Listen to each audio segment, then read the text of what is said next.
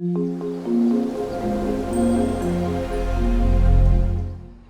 today's job, we're working in Shepherd's Bush, and I've just realized that I'm a stone's throw away from the Grenfell building.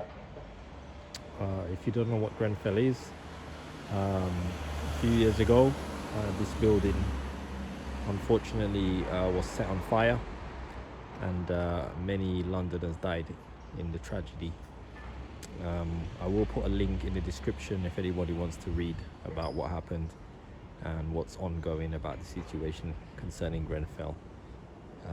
But yeah, I just noticed it. I've never been this close to the building. I didn't actually know exactly where it was until I came around here to work. So I'm just across the road from there. So I thought that would be interesting to share with you guys. Welcome to a new video. Today I'm going to show you how to tile kitchen splashback. So I'm basically going to start from the preparation stage through all the way to grouting, and I'm also going to show you a few tips along the way. So firstly, let's have a look at this kitchen, and I'll show you what we're going to be doing. So this kitchen is a wraparound. You can see you've got worktops on this wall, small breakfast bar area. You've got a worktop along the window wall where the sink is. You also have worktops along here where the cooker, oven and hob will be. And then you also have a small little piece around the corner here which adjoins to the fridge. Some old existing tiles have been taken off the wall. The wall on the left hand side of the window is actually plasterboard lined wall, and all the rest of the walls are brick. So you can see where we're taking the old tiles off. You can see some of the plaster has come off, so we're going to address that, and I'm going to show you how we can do that and allow us to tile on the same day. So we're not going to use a multi-finish, which I would often use for this, but we're going to do it slightly different, and I'll show you another way to do that. So the first thing we're going to do is we are going to prime and seal these wall areas. This is a plaster primer, which is putting on plaster walls before tiling. I'm just going to brush it on, and that's going to seal the porous surfaces for us and allow our adhesive to stick better, and also slow down the drying time of the adhesive a little bit. So that's the first thing I'm going to do, mix some of this up and apply this, and this is a well worth step doing before you start tiling in this area. Okay, so I've got my primer, got my brush. I'm just going to apply this to the walls. Obviously I've covered the worktops, and watch out for obviously electrics, so be careful around that area when you're applying the primer.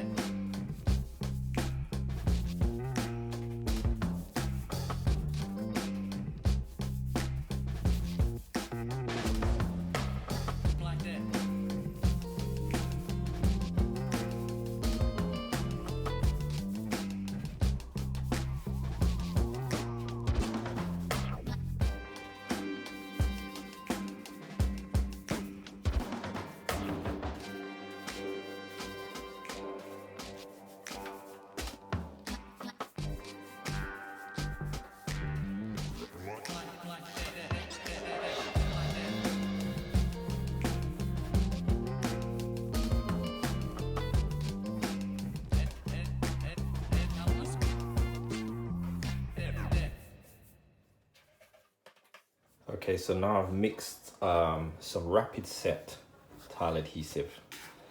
You can see it here. I mixed it a little bit soft, and I'm going to use that to cover a light skim over these areas, just to flatten them out a little bit, which will make the tiling for me a lot easier. And I said this is rapid set, so it will be set quite quickly. By the time I'm ready to tile, I'll be ready to, and I'll have no problems to put the adhesive over that. So we're just going to do that now. So I'm just using an old trowel, get a little bit out on there, and just skim it over like that. Doesn't have to be perfect, just to flatten it out.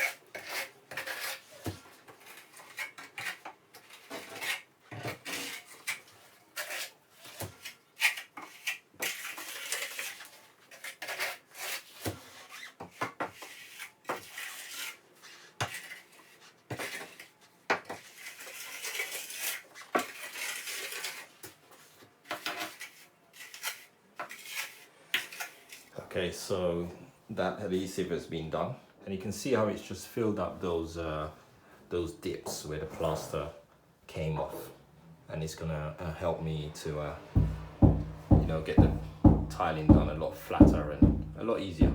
So worth the extra. These are the tiles that we're going to be using. We actually have two colors. We have this blue and this grey color, and I've measured it and we've got just enough to do the whole thing all the way around. We're going to do the internal part of the wall here, the window sill. We will be applying a stainless steel metal trim as well, and we're going to go around to this wall. So this wall here, we're going to start at the end and we're going to stop here.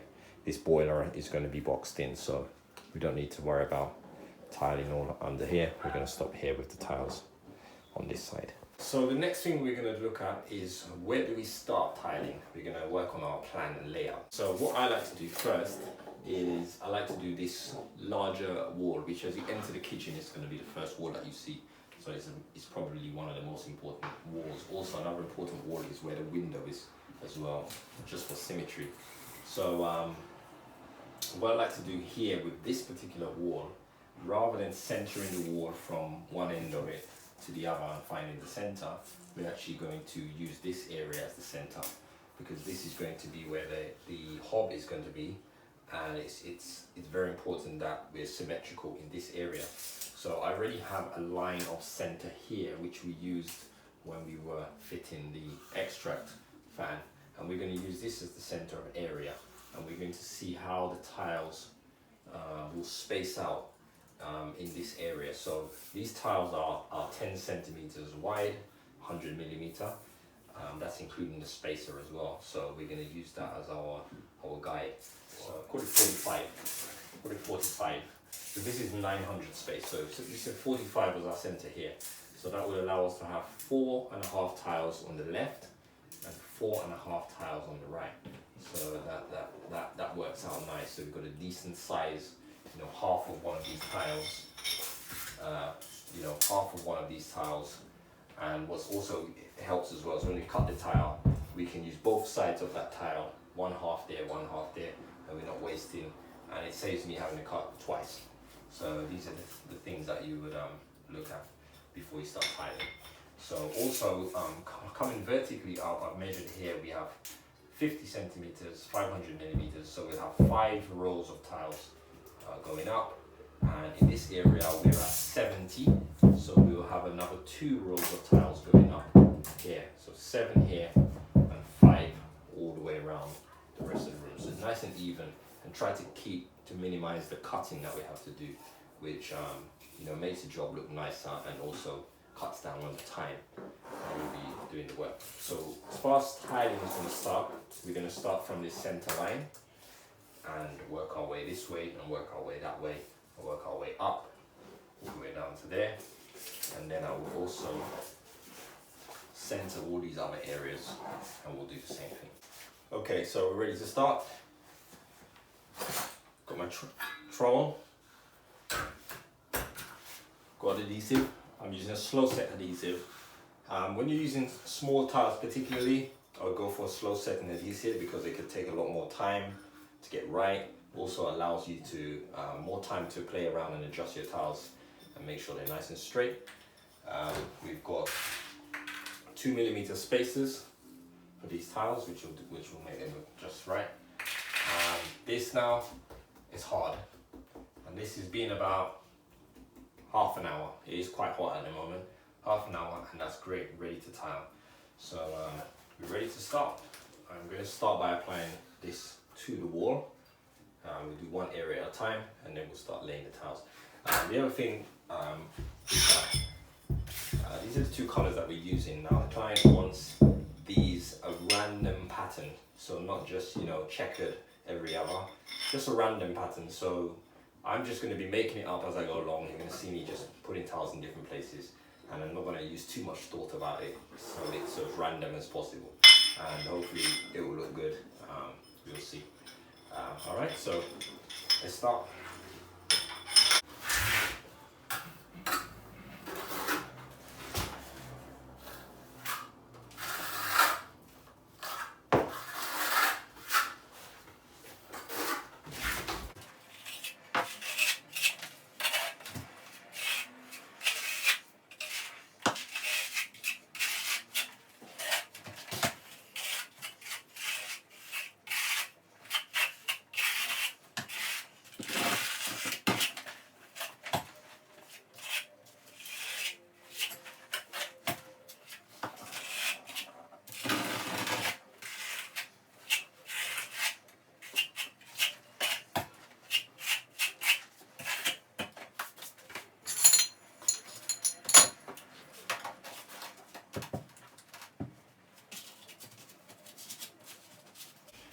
putting a spacer under my first tile, so there will be a 2mm space at the bottom.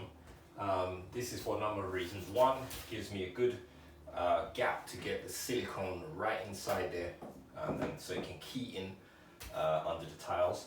And also it helps for, just in case there's any discrepancies on the level. I have leveled the counter, but you know, it gives you that little bit of space to play about with, just in case you encounter some places that are not 100% level.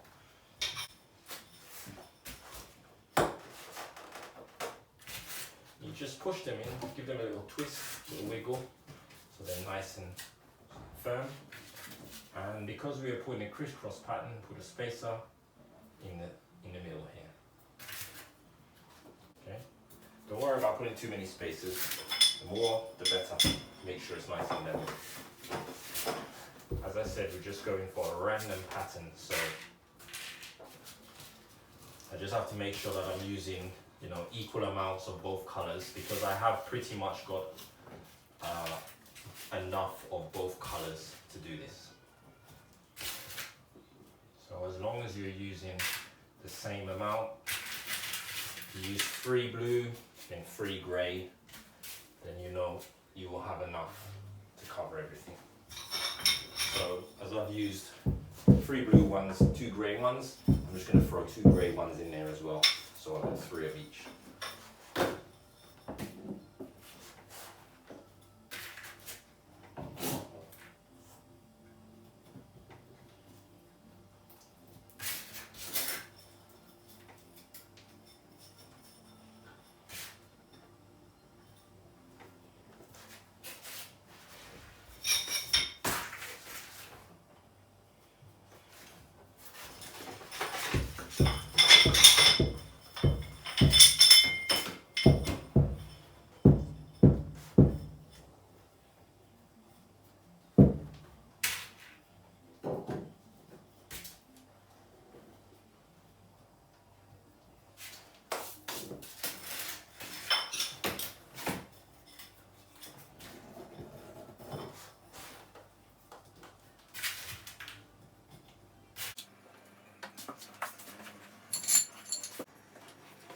And there we have one section done.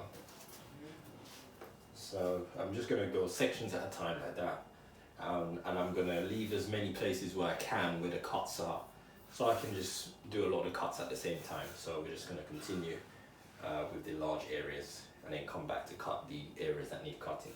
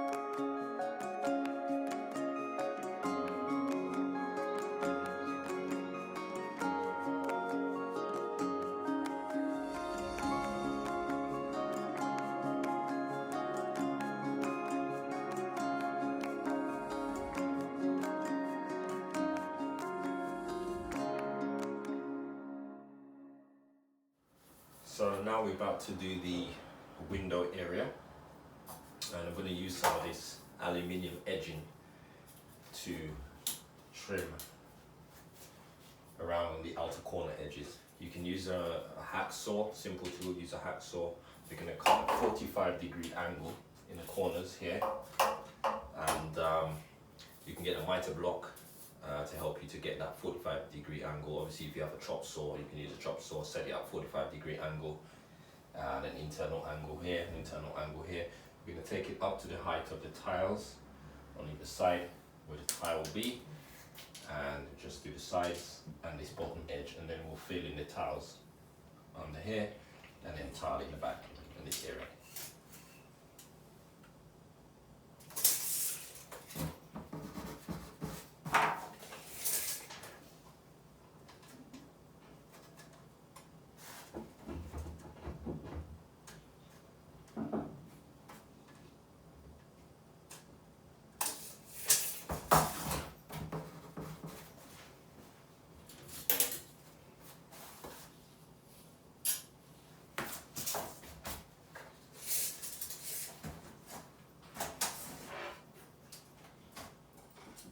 Right, so these miters have been cut. You can see here, 45-degree angle, and these are the bits that made up to 45-degree angle. So the first one we're going to lay here, and then what I do first is tile the horizontal area first, and then after that we will put in the vertical ends and tile up the sides. What's important to do is to make sure that the edge of this lines up with flat with the tile, like this. So we've got to get it right here.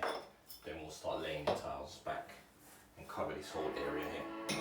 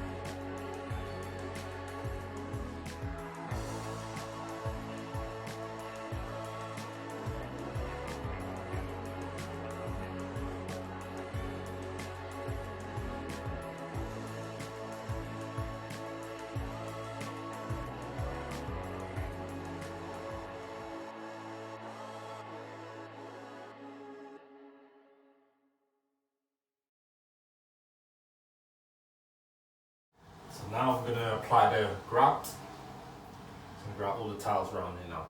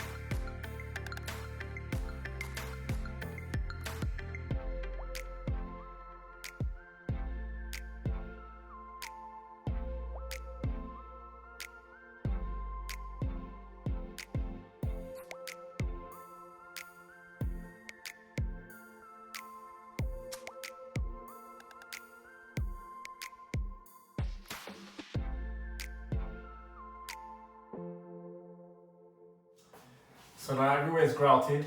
Make sure you get it right into all the gaps. Clean as much as you can off with your grouting float. Then we're going to get a damp sponge and we're going to lightly remove the excess grout from the surface of the tiles. Try not to get the sponge too wet so that you don't soften the grout too much. It's just about right now where it's starting to firm up. So we're just going to give it a light rub, first clean, take the excess off, and then we'll see what it looks like after that.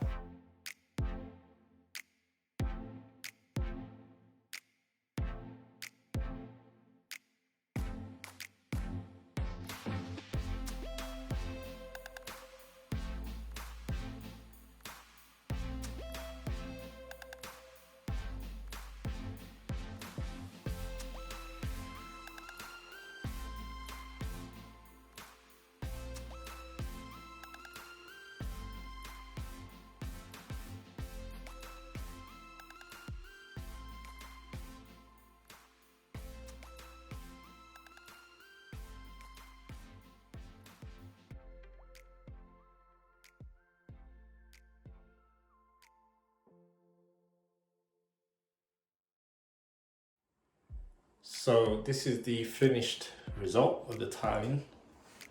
As you can see in the background there, I've given it one clean up,